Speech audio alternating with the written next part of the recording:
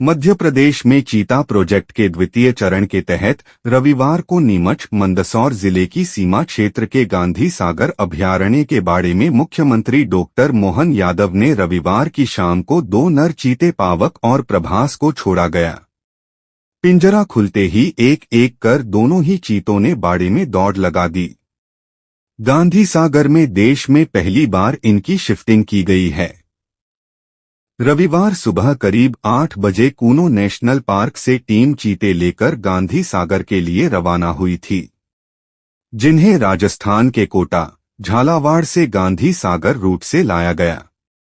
दोपहर करीब 4 बजे चीतों को गांधी सागर अभयारण्य के रामपुरा लाया गया। यहां इन्हें गेट नंबर 4 में 6 वर्ग किलोमीटर के बाड़े में छोड़ा गया है।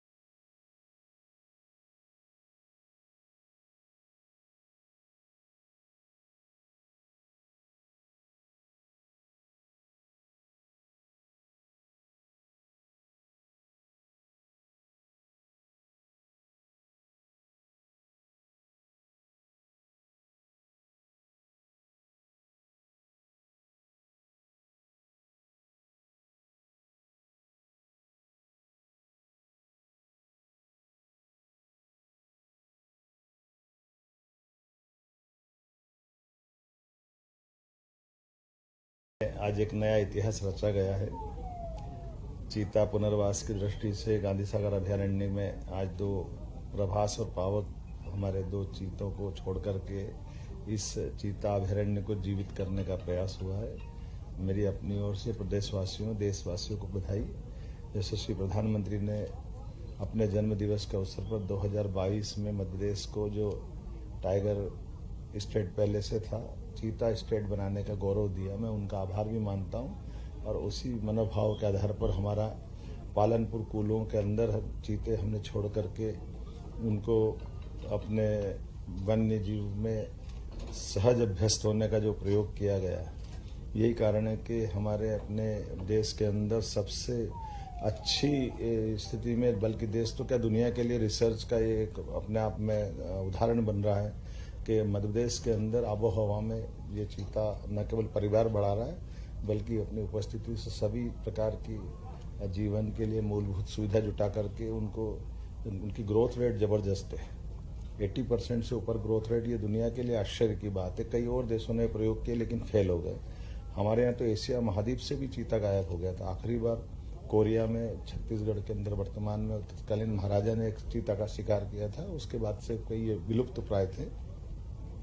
अब ये न केवल जंगल में दिख रहे हैं बल्कि हमारे लिए ये अपना गौरव भी बढ़ा रहे हैं। मध्य प्रदेश स्टेट अब चीता स्टेट भी हुआ है। वन्य प्राणी की दशा में हमारी सरकार ने बहुत काम किया। माननीय प्रधानमंत्री जी का आशीर्वाद है। ये क्षेत्र इससे हमारा नीमच मंदसौर, न केवल नीमच मंदसौर बल्कि प्रदेश के अंदर दुनिया भर से वन्य प्रेमी, वन्य जीव प्रेमी आकर के हमारे अपने स्टेट का गौरव भी बढ़ा सकेंगे और अपनी आंखों से दीदार कर सकेंगे। ऐसी एक प्रजाति जो कई सौ साल पहले गायब हुई है, उसको दोबारा देख करके पुनर्जीवित करने का जो प्रयास है, पुनर्स्थापित करने का प्रयास है। मेरी अपनी ओर से वन्य प्राणियों को भी बधाई और हमारे विभाग के फॉरेस्ट डिपार्टमेंट को भी बधाई। और खास करके ये हमारा गांधी सागर का जो अंचल है ये प्राकृतिक रूप से बहुत सौंदर्य वाला है, अद्भुत जल राशि है, अद्भुत प्रकार की सब परमात्मा ने की कृपा दी है। ऐसे मालवा का गौरव बढ़ाने के लिए इस टाइगर अभयारण्य की तरह ये चीता अभयारण्य भी बहुत अच्छा आगे जाकर के कई लोगों को रोजगार का अवसर उपलब्ध कराएगा।